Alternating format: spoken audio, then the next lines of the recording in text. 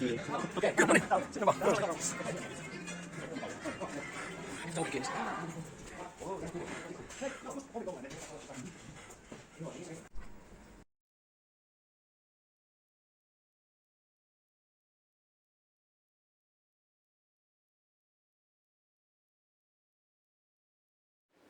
Well, my new album, I Live Too Fast to Die Young, was born over the past couple of years during the pandemic, but the thing was, we had so many songs. By last summer, we had 34 songs to choose from. And yeah, that's a good problem to have.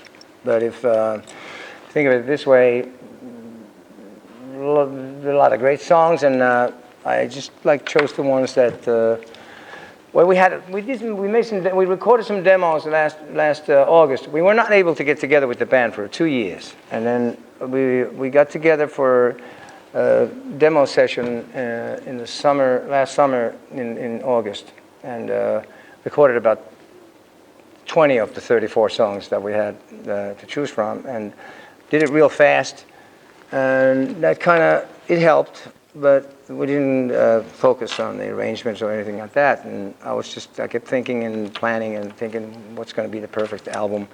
And you always try to go for the 10, 11, 12, 13 at the most. So you want a record that you want to hear over again. When it's over, you want to hear it again. So then once we got in the studio, I had narrowed it down to about 18, 14, 15, say. But this time we went into a completely new studio, new surroundings. We've been working at the East Studio so far. The last album was made there. But I really wanted to make a clear break from the previous albums, although they've all been great and they're their own entities. This one I wanted to take a new kind of brand new approach. We got a new engineer, new studio, Inkfish Studios in Helsinki, and engineer Erno Laitinen, with whom I met beforehand, and he mixed Tammy's solo album, and he was interested in doing this, and I know Gabby, the owner of the Inkfish Studios. He's an old friend since the 70s. He used to play drums in the band, so I went to talk with them, and Erno had I played the demos and the original demos that we made at home, and we sent songs, back and forth when we got new songs and stuff. And what do you think of this? And what do you think of that? And we had the original demos, homemade demos. Rich especially does some great demos at home.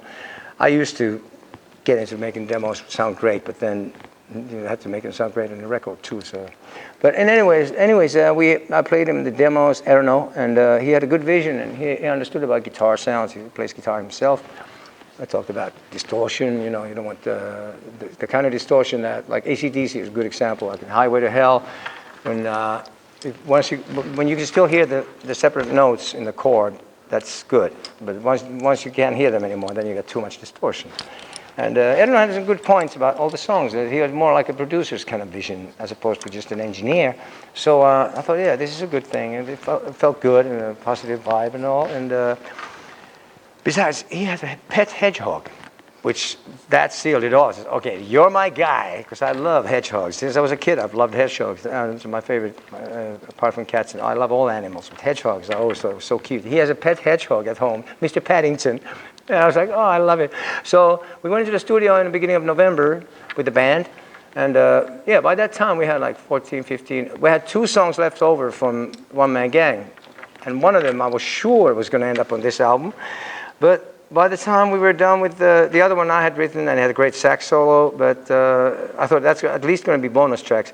The other one Rich had written, and I thought that one was definitely going to be on the album. But as it turned out, at the end of it all, when we had all the new songs recorded, that song didn't fit the album anymore, which is good. So it's all freshly new recorded stuff. And the Japanese usually have 1 or 2 tracks as bonus tracks. So I thought those were going to be bonus tracks for Japan, but then this time they wanted a live album, a live CD, which then meant we had to find a recording of a live gig, which we happened to have a gig from 2016 in Stockholm at the Debaser Club. I don't know why, but our engineer had recorded, Pekka Kupiainen had recorded that gig, and the band was on fire. It was a great show. So I thought, yeah, let's use that one. And there was no need for any overdubs or anything. It was already there. So 11 tracks of that live show are going to be out. With Live Too Fast to Die Young CD, we'll have a live bonus CD in Japan, which is called Michael Monroe Live, Too Fast to Die Young in Stockholm. And that was it. So, but the new album, yeah, it was a conscious risk that I took, going to a brand new studio and a brand new engineer and the whole surroundings, completely different approach, and it paid off because the album overall sound has much more air and depth and space, and it also has production-wise and arrangement-wise, a new approach. We renewed the band's sound in the best possible way.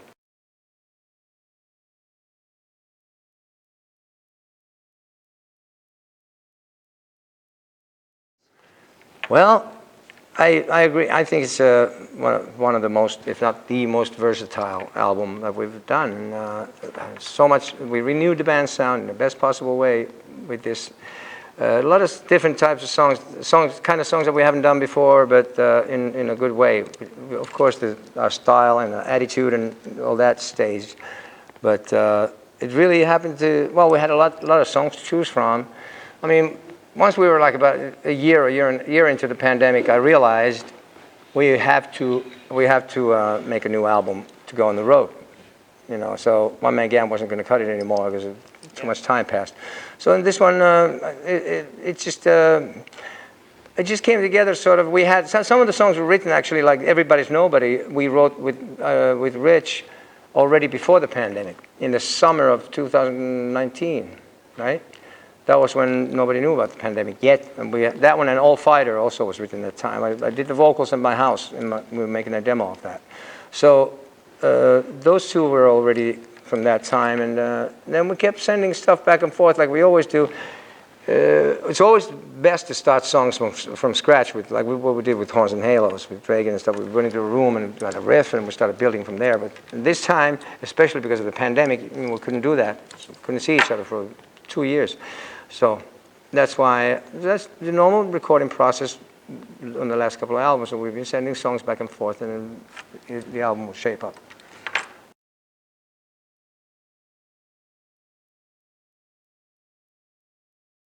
Yeah, there's obvious references to Altamont and the events over there, but it's broader than that. That song is broader than that. It's about being in the present moment, appreciating what we have, the things that are happening now, and living life to the fullest in the moment, because often people tear down things that we tear down things in the name of progress, only to look back at them nostalgically, think like, "I wish we had those times and those people and those places again." So what the song is saying, you want a revolution, just get off your ass and live life to the fullest now. This moment will determine your past, your future, and the present.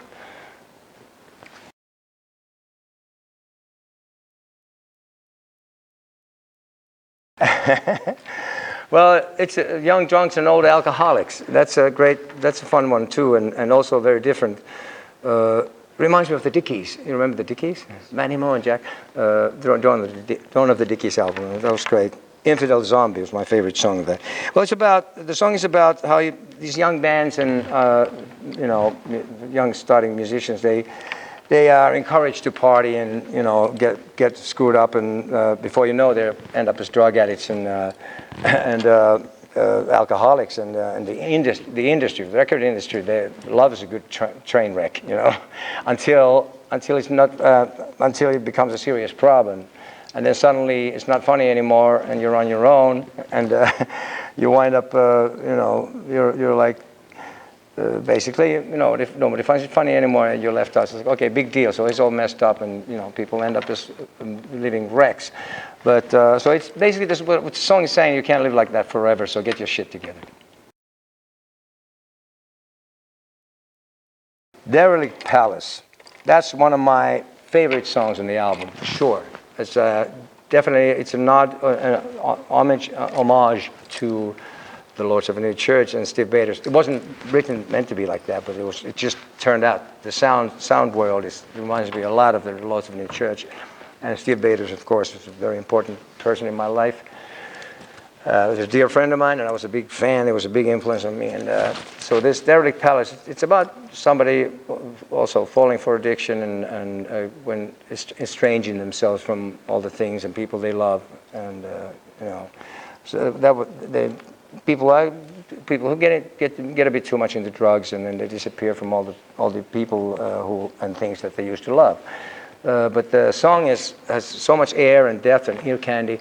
And I just love that, and I loved singing it too. And the second verse especially, this hall of mirrors leaves me cracked. You see, we don't mess around with echo, with reverb effects like that. Either you have them or you don't, and we have that in your face. So yeah, that's one of my favorites.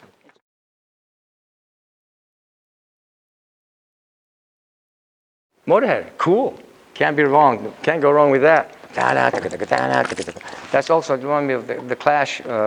Is it Tommy Gunn? It's got a drum thing like that. And on this song especially, we're thinking about arrangement-wise. We were talking with Carl, because the demos we did in August, you know, there was a lot of stuff like having a fill. You know,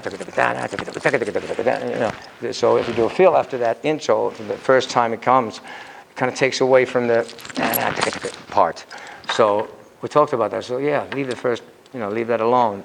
You just go bam, bam, things like that. That made a big difference. You know, it's usually it's more often what you don't play as opposed to what you play. You know, to have the good sense to leave out stuff that doesn't serve the purpose, doesn't serve the song. But the song, what it's about, it's about fighting boredom, fighting normalcy, fighting against what you're told to say and do. You know, it's about letting yourself be yourself, no apologies and no regrets, and Lemmy would add, no remorse.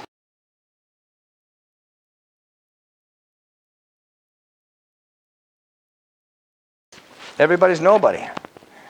That's one of my favorites. I wrote that with Rich, and it started out with it was an email exchange about a band that we were supposed to do a double headline gig in London. I won't mention their name, but they were around in the 80s, and they had all the London liggers, hangers-on, always at their shows, and they're like, you know, they had a cult name and kind of little partly influenced by Hanoi too. And this scene in London back then, I remember there was a time when everybody's on smack, and it was like really, I found it disgusting. Everybody's like, you know, high, and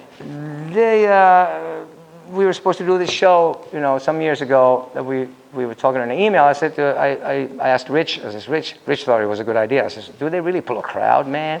Because I remember them, and there was that scene, and he said, oh yeah, they sure pull a crowd. We should do a gig with them. I said, okay.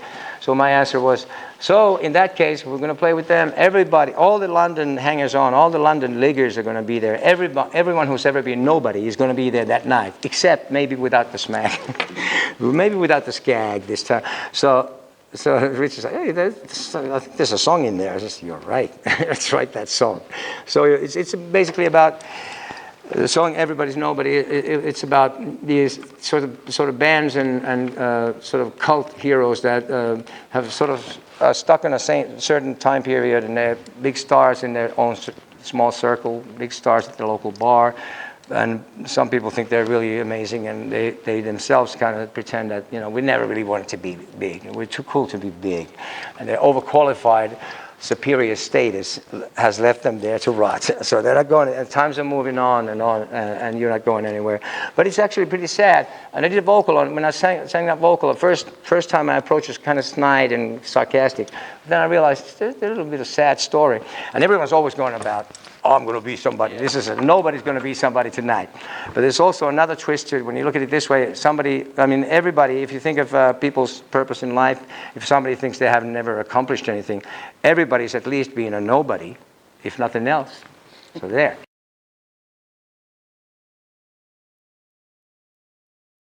Yeah, we were in the tall grass, and the last album was pretty, well, it was kind of soft. It was, okay, yeah, interesting. Well, I could tell you about one vocal I did was Antisocialite, when that song was so important. And there's a danger of it becoming a corny power ballad, you know, that type of song. We haven't done that before, but I knew we were going to make that work, because I love the lyrics, and I knew we could keep it small, and we took the kind of, we thought of, we did some pre-production for a couple of days. We thought about all the arrangements and went through like to the drum fill, from the drum fills to the solos, everything. What's not necessary, then leave it out. And for Antisocialite, we were going for the John Lennon Imagine production kind of thing. Keep it small and simple. So you can hear Carl is doing hardly any, there's only a couple of fills. And one of the fills is a shuffled beat. It's great.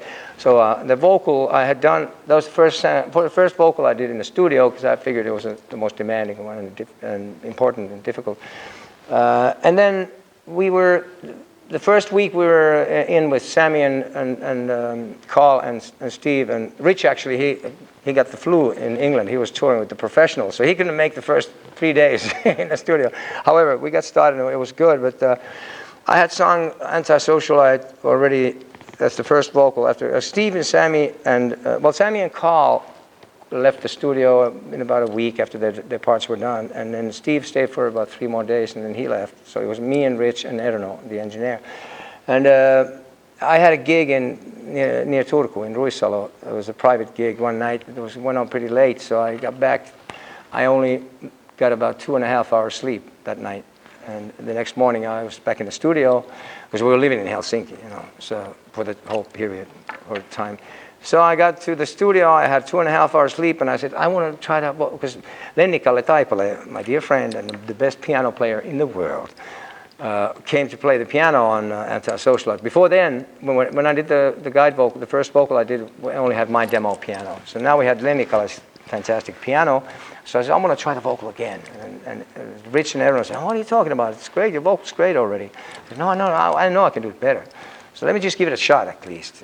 Okay, go ahead. So I did a vocal, and they're like, wow, it sounds great. I said, okay, so with a little boost of self-confidence, I did the whole vocal over, and that's the vocal on the record. And it's one of my favorite vocals on the record, with 2.5 hours sleep.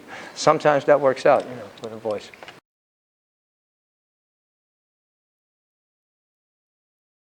Yeah, maybe, yeah, there is actually. The middle section is really cool. I love the middle section. Musically, I had the middle section written. I offered for the middle musical section in the song, and then Rich said, yeah, he liked it, but he says, let's change it even more. And he had an idea of the half a note, going down half a step in the end of the first round, is a guitar solo, and then there's 2 more surprises there. And it was great. I remember when he presented the idea to me, I says, don't tell me today, tell me tomorrow after you slept on it. And I says, yeah, I know what you're saying. We wanted to go, that's the one thing we wanted to do with this album. Like, we were listening, on the tour bus, we were listening to the old Alice Cooper albums, and we were going like, this is so cool. All this stuff, Halo of Flies and all that. You know, as a matter of fact, I didn't say this before, but the Derelict Palace, I was planning to, I went to somebody who presented Alice Cooper. I wanted Alice to sing on that too, as a duet, you know. But they said, I don't know if it even got to Alice. His representative said that his record company doesn't want him to do any duets or any guest appearances on other people's records. So, but he said, well, let me see what I can do.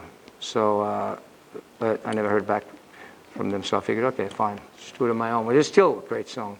But Alice is always, we're going to play some gigs opening up for Alice this summer, and I'm so excited about that. He's the best.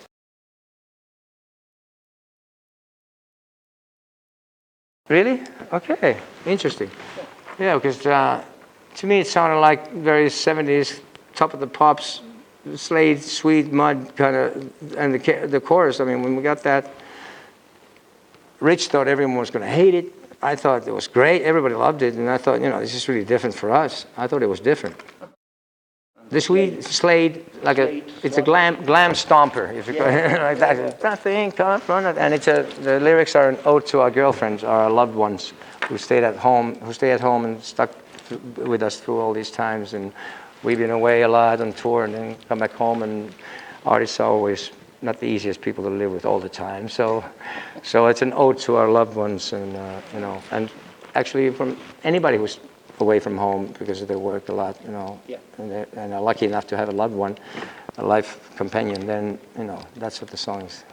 A thank you to them.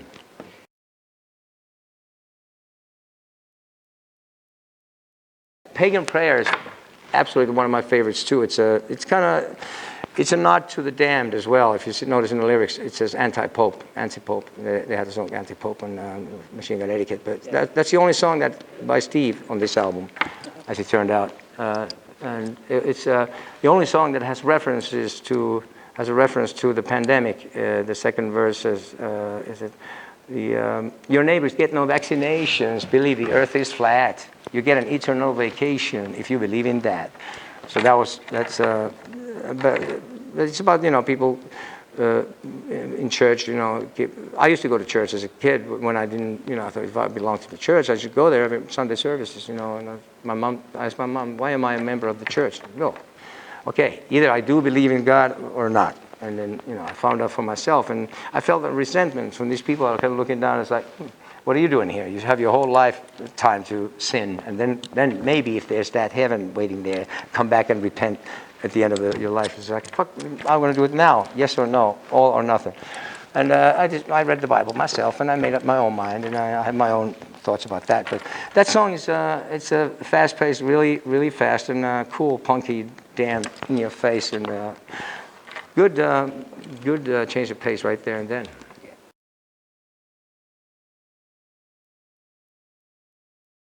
I had that chorus. I sent it to Rich, and I recorded it with an acoustic guitar. I sang it on my cell phone so I sent it as a text message to Rich, and I had a verse for it too. But then Rich had an idea. He started working on a new verse, and he wrote the verse part. So and that song it's actually but the lyrics were written during the U.S. The riots, the aftermath of the George Floyd murder, and it's really about crooked cops. The song is about crooked cops, how they can get away with, how the system is built to get these scumbags, you know, get away with murder. And that's the lyrics are. It's about, you know, you get it straight in your mind, and you bury it all in a lie, and you kind of they justify their actions by, you know, making it okay to kill somebody, which is totally screwed up. But that's what the lyrics are. And it kind of builds up towards the end. Every chorus has one more round added to it. And I like the air as well. And Steve has that, because reggae, almost like the Police, what's that Police song? Wrapped Around Your Finger. Reminds me of that reggae kind of, a lot of air too. And that beat, the tempo is really very, it's hard. We haven't had a song in that tempo either, and that's the style of song. And it builds up toward the end, and the last thing, and you bury it till you made your bed in the fire. No guilt, no guilt. Go even higher than that in the end, and it's a great build-up. And I think it was I think it's a bit of a masterpiece, mate. I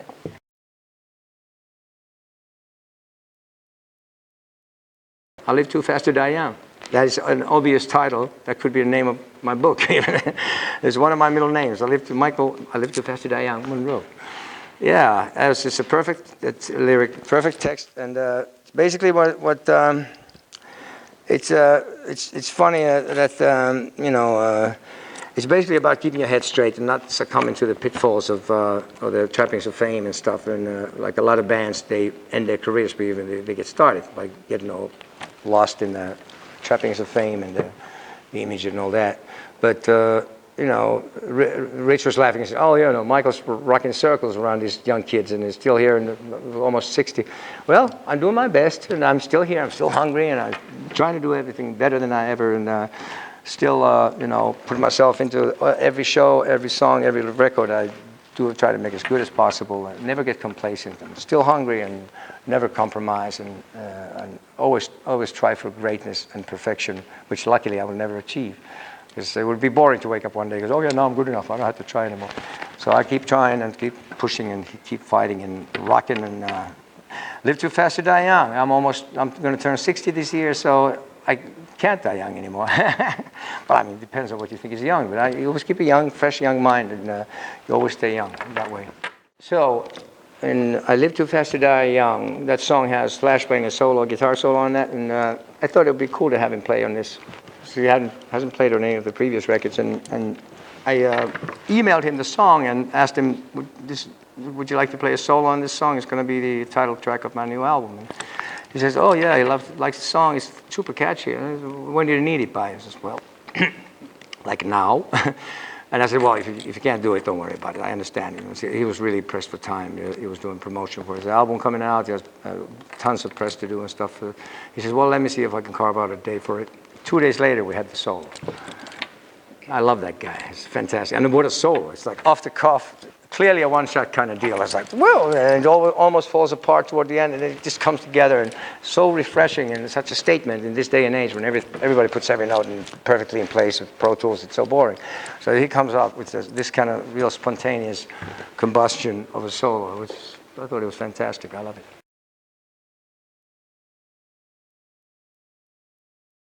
Yeah, it was written in 2001, and I wrote the lyrics. The title was actually by my late wife, Jude Wilder. She was not feeling well at that time, and I was trying to get her to cheer her up. I said, let's write some lyrics. You have any titles? And she said, how about this? Dearly Departed. Okay, so I wrote that down, and I was working on that song. And then she died. So I wrote this lyrics about her, but it's basically about losing a loved one, a near and dear person in your life. You're losing someone like very near and dear to you, and then having to readjust your life to that situation. And unfortunately, all of us go through that before too long. Sooner or later, most of us experience that, and at least it was heartfelt. I never recorded it before myself because I thought it was a bit too sad and too personal. And in this case, I even sent the demo, the old demo I had made. I sent that to Rich, and he did a version of it. But I thought it was like, then it wasn't as sad anymore. And Steve thought it was too sad. It's too sad, but it's supposed to be sad.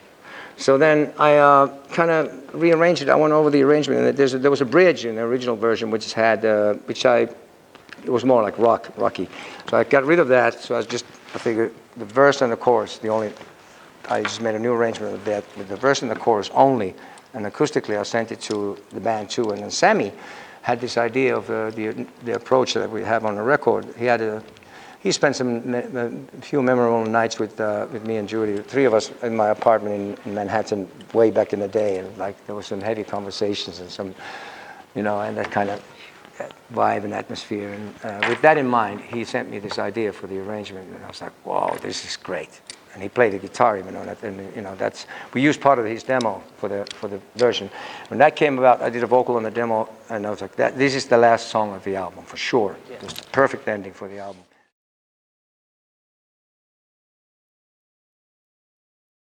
Yeah, I co-wrote stuff with them, and this was with Mickey, and we actually worked on this also. There was another couple of songs. There's another song I was thinking for this album that was left out, but this one now came together at a perfect time. I figured this was the time for it to come out, and yeah, it's a special one. Also, when I looked at all the 11 songs as an entirety, I realized that the first song is called Murder, the Summer of Love. Second to last song is I Live Too Fast to Die Young, and the last song is Dearly Departed. Someone who's passed away. So it's like a death theme that appeared, only in a positive way. I mean, Murder, the Summer of Love is more like killing an ideal, not about the person. And Live Too Fast to Die Young, it's a reinventing the old cliche, live fast, die young, which is boring. Everybody, you know, nothing cool about death. So I live too fast to die young. So that was also a statement referring to death. And then Dearly Departed, obviously. So that, to me, is a sign from the guides, from the spiritual guides, that here it is. This is the album. All the songs that were locked into place.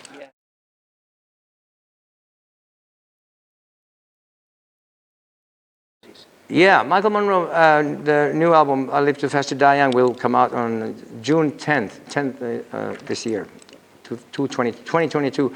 And then Demolition 23 album, which has been out of print, unavailable for years and years. Finally, Little Steven is now releasing it on his Wicked Cool Records label, and it's going to be it's been remastered. It's got more beef, more drums, and it's improved the sound even more, better than it was. And it's going to come out on vinyl and CD and digital, the whole shebang, in October this year. Bonuses, yeah. There's 3 bonus tracks. The demos we made at the Baby Monster Studios before we went to the studio to record the album. There's 3 tracks. The Scum Lives On, Dysfunctional, and Hammersmith Palais. There's demo versions of them that are really great too. Okay. Yes. So yeah, 3 bonuses and nice artwork. new artwork with Rich Jones did the artwork with me, helping find some old photos and stuff. We really put a lot into it. It's going to be great package, and great to have that record out. Vinyl. And vinyl, absolutely, yes. Like with my new album also, it'll be out vinyl and CD as well.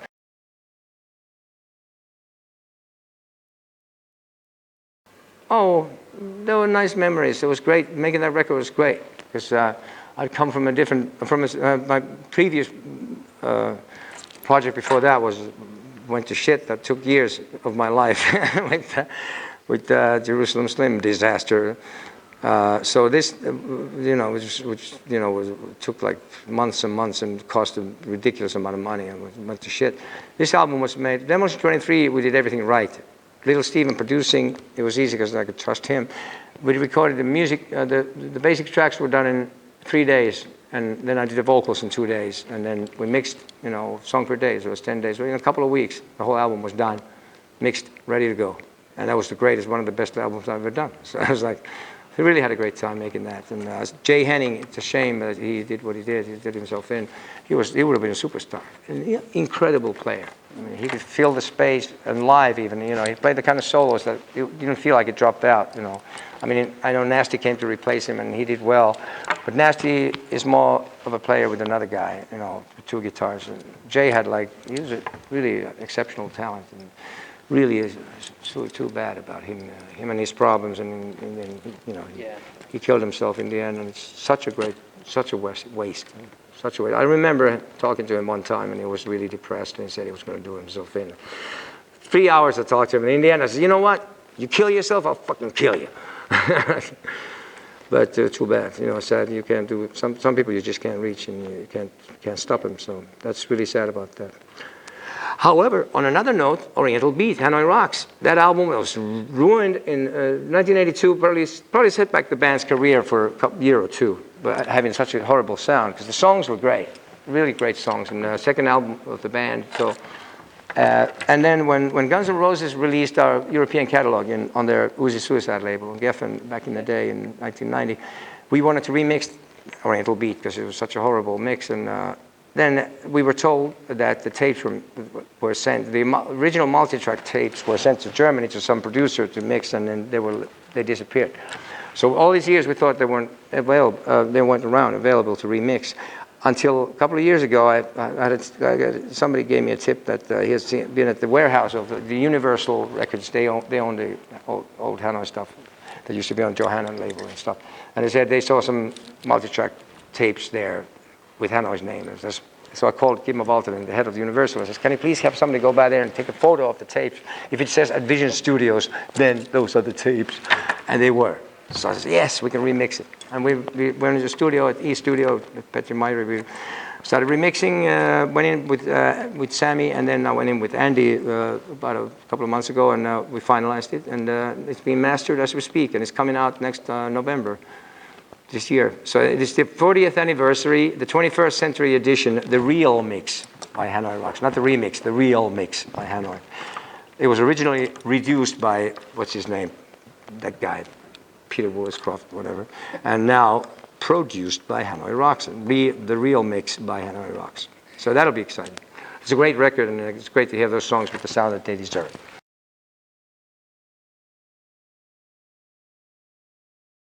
I'm glad it's out now. It's coming out now with the real sound, the proper sound, and Fallen Star.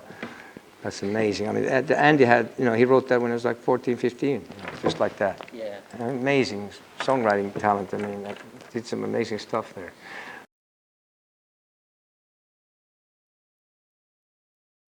From there, well, there's also there's a couple of extra tapes that had some stuff, outtakes from the first and the first album outtakes from the first album sessions.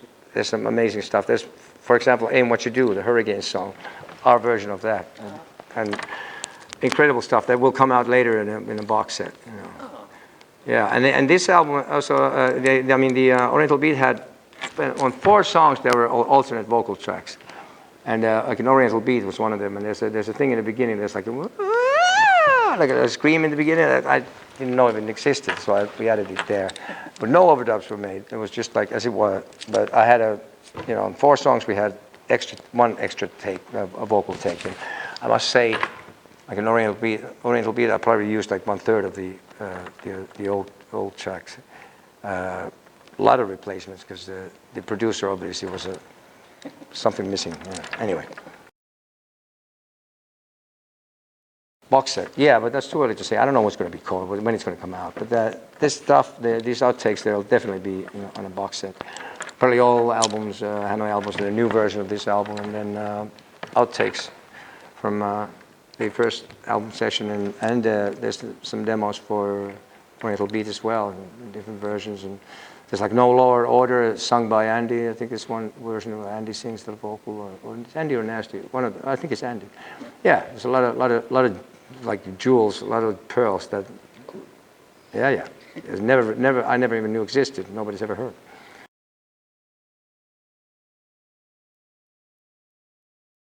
Yeah, let me talk about that, especially 12 Shots in the Rocks, and none of them came out of vinyl, not even Street Post. Okay, yeah, there's a possibility of that.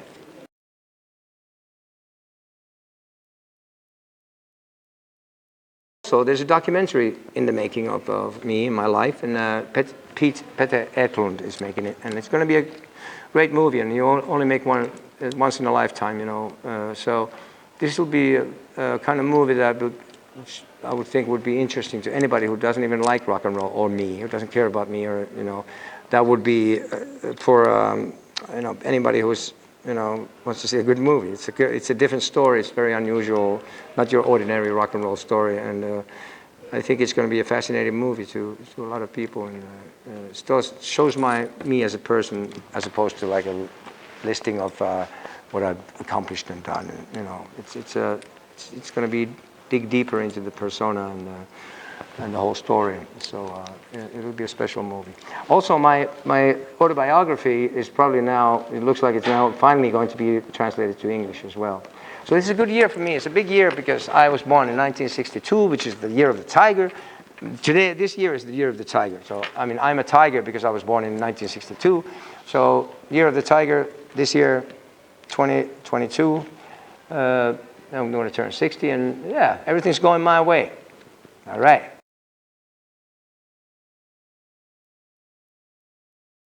Yeah, my birthday, opening up for Alice Cooper, right? Yeah, June 17th, my birthday. I'm going to be opening for Alice Cooper in Germany. What better way to spend a birthday? It's going to be great.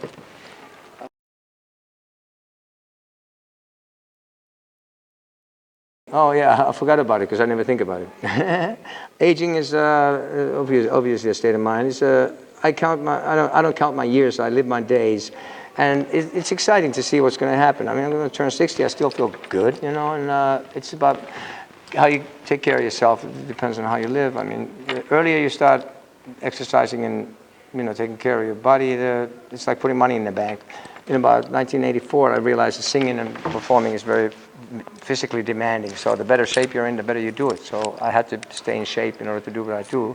It's a good kind of curse for my life, and hopefully I'll live a long, healthy life.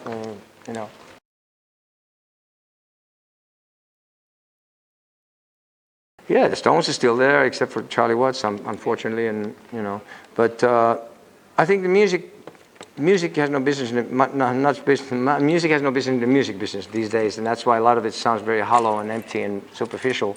But there's still great bands around, and back in the day, those bands are.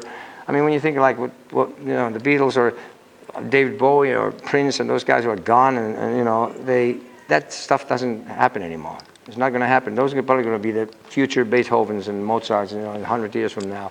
But that stuff is like genius, the way those records were made, and it's never going to happen, So, but live music is live music, and you got to be there in the moment. You can't download or stream or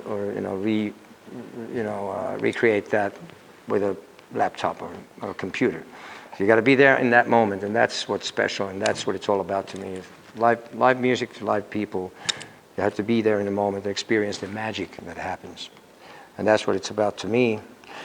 That's being real and doing it from the heart and honest, and that's how you reach people's hearts. And that's the human element that computers cannot have. Streaming is deceiving. I came up with that yesterday.